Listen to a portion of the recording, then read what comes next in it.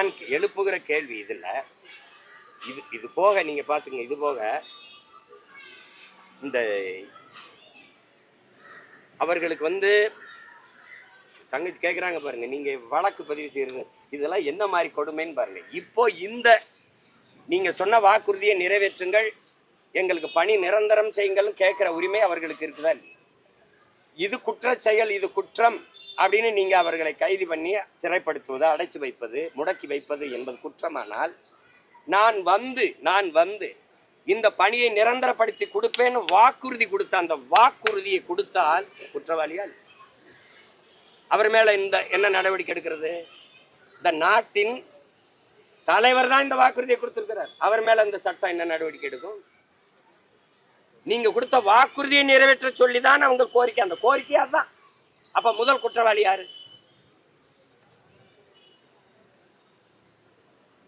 இதை மக்கள் சிந்திக்க தொடங்கிட்டா நாடு உருப்படும். ஆசிரிய வீதிக்கு வந்துட்டான், விவசாயி வீதிக்கு வந்துட்டான், மீன் பிடிக்கிற மீனவன் வந்துட்டான், மாணவன் படிக்கிற மாணவன் வந்துட்டான். நாட்டை நல்லாட்சி நடந்துகிட்டு இருக்குன்னு சொல்றத நம்புற கூட்டம் இருக்கிறவரை இந்த கேடுகட்ட ஆட்சி முறை தான் நிலவும். ஆசிரியர் வீதியில் போட்டா மாணவன் எப்படி படிப்பான்?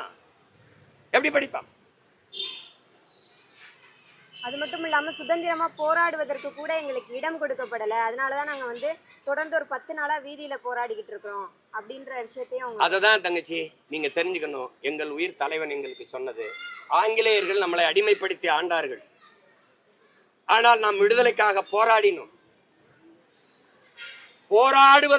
போராடுவதற்காவது அனுமதித்தார்கள். அந்த குறைஞ்சபட்ச ஜனநாயகமாக அவர்கள்ட்ட இருந்தது. அடிமை இந்தியாவில் ஒரு காந்தி, ஒரு சுபாஷ் சந்திர போஸ், ஒரு பகத்சிங் உருவாக முடியுது என் உடன் பிறந்தார்களே.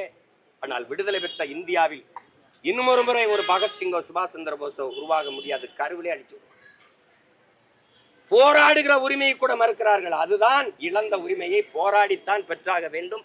பிச்சை எடுத்து பெற முடியாதுன்னு பாபா சாஹிப் அண்ணல் அம்பேத்கர், புரட்சியாளர் அம்பேத்கர் நமக்கு போதிக்கிறார்.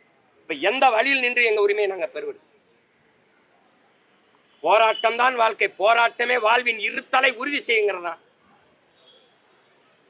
மார்க்சியம் கார்கி. போராடும் போதுதான் மனிதனை பிறக்கிறாங்கிறான். நீங்க போராட்டத்தில் இருந்தா உலகம், போராடலைன்னா உலகம் இவ்வளவு மாறுதலால கண்டிருக்காது. அதான் விதி. எங்களை போராடவே அனுமதிக்கலையே. என்ன ஜனநாயகம்? எப்படிப்பட்ட ஆட்சி முறை? எவ்வளவு பெரிய அடக்குமுறை, ஒடுக்குமுறை, பெரிய கொலை குற்றம், கள்ளச்சாராயங்காய்ச்சனெல்லாம் வெளியெழுதிட்டு இருக்கான். மலையை வெட்டி கொண்டு போய் குவாரிங்கிற பேர்ல லட்சக்கணக்கான கோடியை வித்து திங்கிறவன், மனநெல்லி திங்கிறவன், கொலை செய்யறவன், கொள்ளையடிக்கிறவன் எல்லாம் வெளியெழுதிருக்கலாம். அறிவை போதிக்கிற ஆசிரியர் பெருமக்கள் உள்ள கிடக்குறான்.